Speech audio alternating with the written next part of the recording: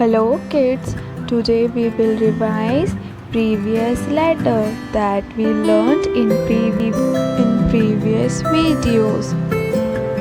A for apple,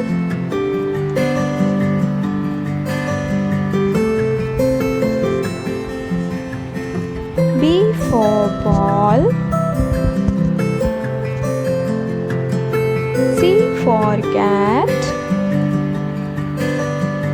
D for dog,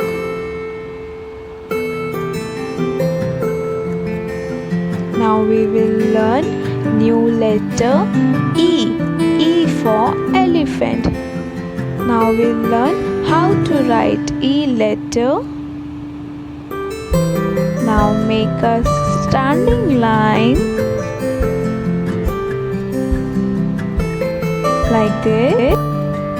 Draw sleeping line on a blue line. Now another draw sleeping line. Again draw one more sleeping line and your E letter is ready. Now repeat after me.